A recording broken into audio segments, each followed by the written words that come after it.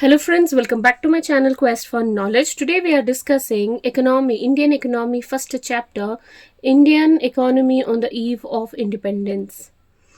The structure of India's present is not of current situation. It has its own roots steeped in history, particularly British era.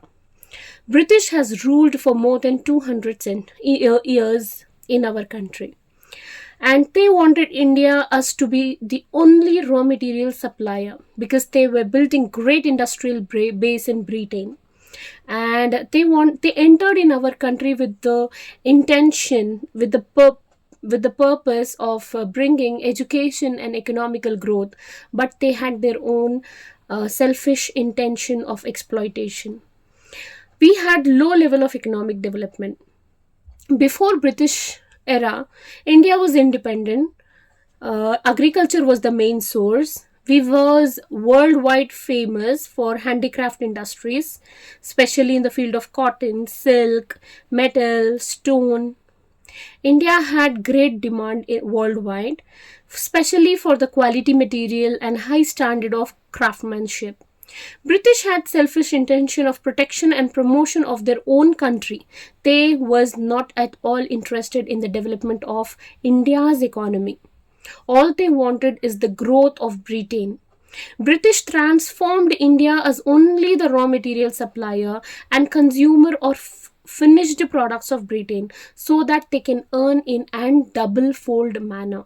Twice of the profit they can earn, becoming buying cheap prices of raw material, and again selling the same finished goods to them in great price, so that Britain was earning greater profit in great manner, in double fold manner. Next, British never cared to estimate per capita income of our country. Some individual attempts were made, but we did not got a good result. Dadabhai Naroji, William Digby, V.K.R.V. Rao, especially V.K.R.V. Rao, estimated during colonial period. And first half of this 20th century, it was considered that only 2.5% of growth in per capita output per year, even though we were exporting surplus, even though we were exporting so much of raw cotton, raw silk, all the cash crops, but though the growth was not much. We'll understand what was the agricultural sector. As you can see, the India's agriculture, as 85% of the people are agrarian, there was stagnation because there was no growth in our agricultural sector. Due to land settlement, due to zamindari system, all the profit was given to zamindars, and the cultivators had nothing. Zamindar was only interested to collect rent, regardless of the condition of the cultivator. Agriculture needed immense improvisation, needed irrigation facility, needed modern technology, but neither the Britishers, neither the Zamindar cared about that. Zamindar has to pay certain fixed amount as revenue to Britishers, and if they fail, they will lose their land. Under that pressure, the zamindar pressurized the cultivators. So interest of zamindar was only to collect rent, regardless of the condition of the farmer. So all the profit went into the pockets of zamindars and Britishers instead of cultivators. There was certain commercialization of agriculture, but it hardly did not help the farmers in improving their economic condition. So agricultural sector overall starved for investment in terracing, flood control, damage, decanalization of soil. Some changed from food crops to cash crop, but for that also they did not got any kind of support or incentives. Now we'll understand what was the industrial sector.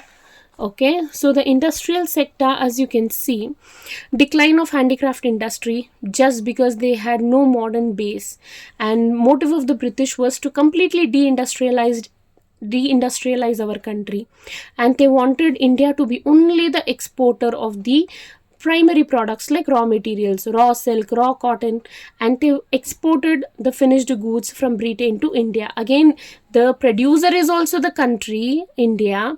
Even the consumer is also the country, India. Meanwhile, all the profit went to the pocket of Britain. India was to depend on Britain for capital goods because heavy machinery and all was made in Britain, and Britain was the emerging industry. Britain had emerging industries that time. British was sweeping all the profit through double folds. It led massive unemployment in our country due to no growth in industrialization. India was completely deprived of local goods like food grains, kerosene, because India was doing surplus of exports. So by doing surplus of exports, India did not had any food grains or kerosene. Indian domestic market itself had demand for kerosene and food grains. Okay, let's move on to the next. There were certain industries which got started in our country. Okay, like in western parts, cotton was dominated by western parts like Gujarat, Maharashtra. Jute was dominated by foreigners in eastern parts like Bengal. Tata Iron and Steel Company was established in the year 1907. After then, we had sugar, cement, paper industries came up after Second World War. The growth of industries remained small for contribution of GDP. There was limited area of operation for the public. Railway, power generation, communication, ports for limited use, and that too only for Britishers for their own purposes. Railway to mobilize the agricultural produce from India to Britain. Ports also used for the same manner, shipping from India to Britain, and railways to bring the mobilize the products, mobilize the resources from our country's rural to urban areas and urban to ports, and ports through shipping goes to Britain. So if all the facilities was for their own purposes and intentions. Now we'll understand what was the condition of our foreign trade. India has been as important trading nation since ancient time, but the restrictive policies of commodity production, trade and tariff pursued by the colonial government has affected the structure of foreign trade. India became primary exporter of raw silk, raw cotton, raw wool, sugar, etc., and importer of finished goods like silk, cotton, woolen cloths, etc. India's foreign trade was completely restricted with Britain. Some of India, Persia and China we were exporting, but 80% we were exporting only to Britain.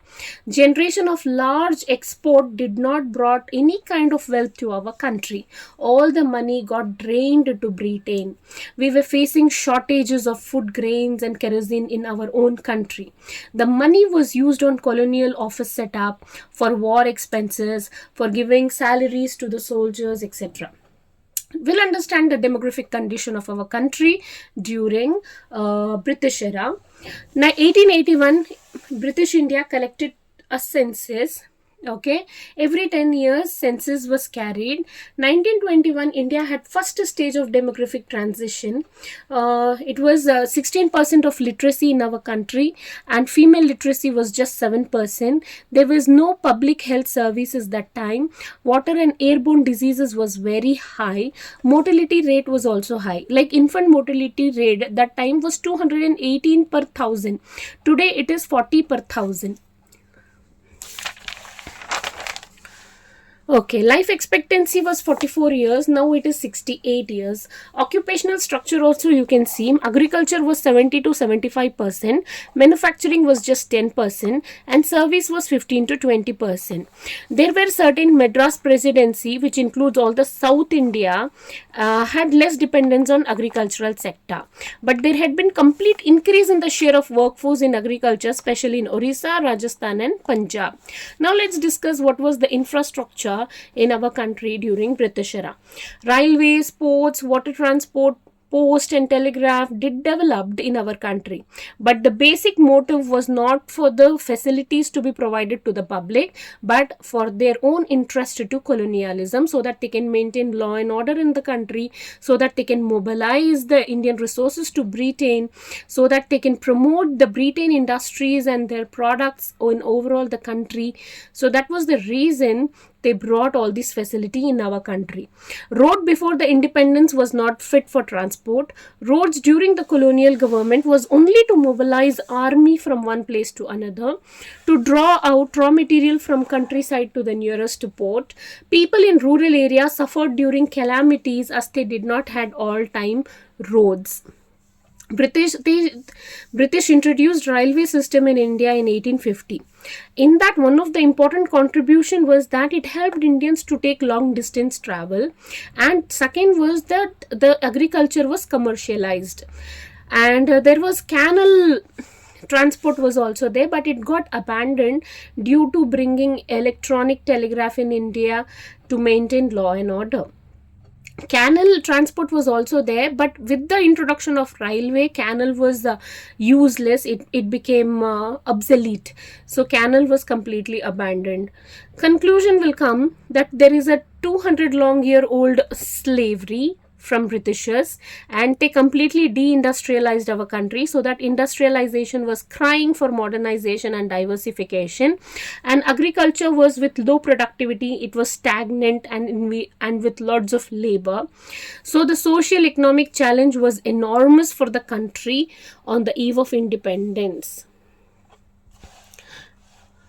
So that is it. If you found my video helpful, this is your first chapter. If you found my video helpful, do like, share and subscribe. Thank you so much.